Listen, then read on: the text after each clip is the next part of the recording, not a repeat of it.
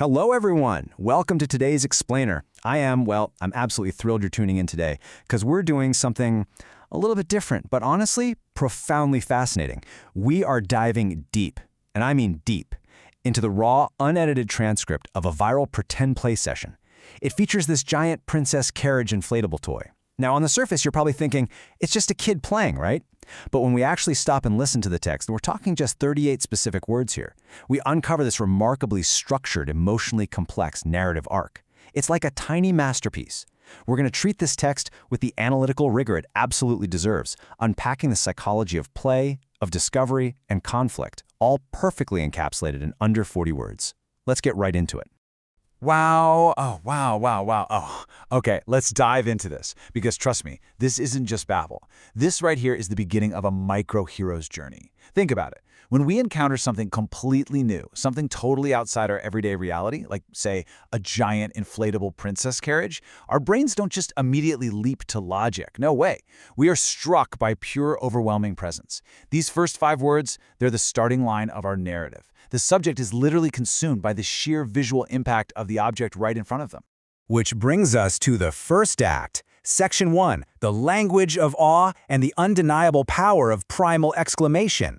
See, before there's any real understanding, before there's this urge to possess or analyze the toy, there is simply unfiltered amazement. Out of those first 5 words, 3 of them are wow and 2 are oh. Wow completely, entirely dominates the subject's initial psychological state. It's this active, outward projection of amazement, whereas oh, that acts as a softer, more internal absorption of the whole spectacle.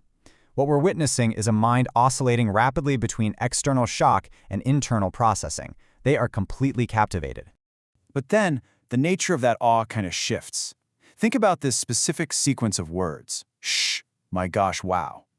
The loud, repetitive exclamations suddenly drop off. Injecting that shh marks a real physiological change. It's a hushed reverence. Actually, it's almost as if the sheer magnitude of this inflatable carriage demands a quieter, more respectful approach. It's just a beautiful escalation from simple shock to genuine, deep-seated wonder. Eventually, though, our brains need to make sense of the universe, leading us right into Section 2, questioning the unknown. We're shifting from raw emotion to actual inquiry. Notice how clearly this maps out the cognitive awakening happening in real time. First, we have the passive awe of wow, where the emotion is just washing over the subject. But then, boom, we hit a major grammatical milestone. What is this? The emotional reaction has officially evolved into scientific inquiry. The subject is no longer just this passive observer. They are an active participant, demanding definition and context from their environment. They need to know. Now, this transition isn't entirely smooth, obviously. True investigation requires some deep, internal processing. As the subject tries to figure out the mechanics, or really just the whole purpose of the toy, we get this incredible sequence of nonverbal sounds. Oh, ah, followed immediately by laughter.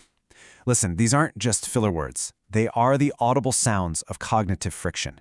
You've got the hum of hypothesis, the O of observation, the of confusion, all culminating in a laugh. And that laugh, that's the universal human expression of the pure joy of discovery, when a mental connection is finally made.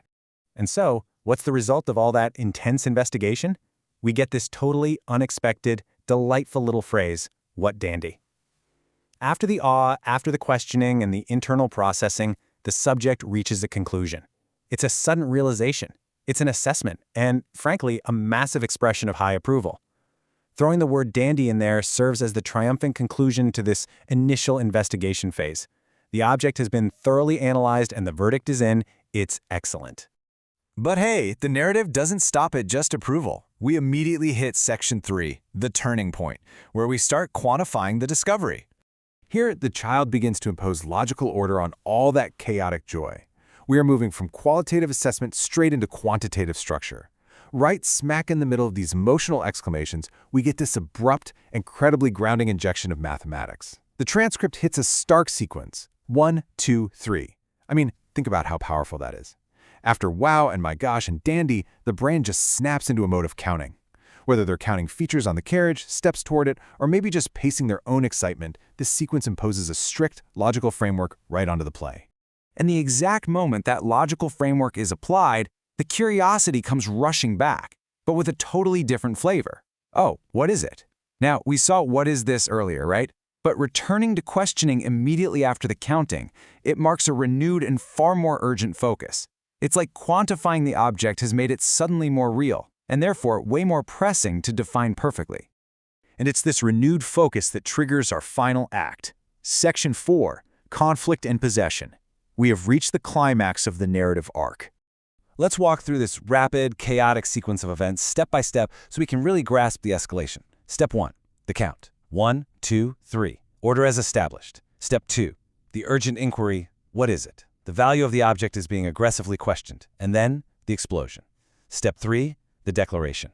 No, for me. In just a matter of seconds, the whole innocent framework of play collapses right into a definitive territorial claim. No, for me, please me. Hear the abrupt tonal shift there? All that previous innocence, all the hushed, my gosh, and cheerful, what dandy stuff, vanishes entirely. This is the sudden demanding nature of possession. Using the word no establishes a hard boundary against some unseen rival, maybe a sibling, maybe a parent. Meanwhile, for me and please me pull the entire universe firmly back to the subject's own ego. The object is no longer something to merely observe, It is something that must be dominated. It must be owned. When we look at this entire 38-word text holistically, the structural genius of this play session becomes remarkably clear. The text is perfectly balanced. On one hand, we have the questioning words, what, appears exactly 3 times, representing external curiosity. On the other hand, we have the possession and self words, me and my, which also appear exactly 3 times, representing internal possession. It's a dead tie.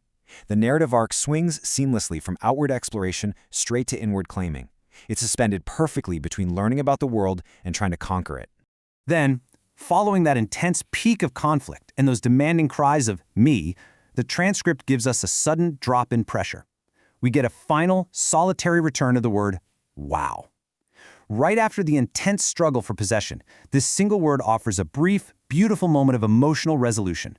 The dust settles, the claim has been made, and the subject, now victorious, looks back at the prize and returns to that baseline state of awe. It literally brings the whole journey full circle. But the transcript doesn't just end neatly with a bow. It leaves us with 2 final, highly cryptic words, foreign you.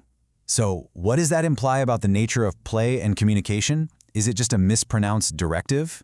Are they assigning an alien role to a playmate? Or is it an acknowledgement that the outside world remains fundamentally separate and strange? It's a wonderfully provocative ending that reminds us of the mysterious, unstructured, and often brilliantly chaotic genius of early communication. I am going to leave you to ponder that puzzle. Thank you so much for joining me for this explainer today, and remember, keep looking for those deep narratives hiding right there in the everyday.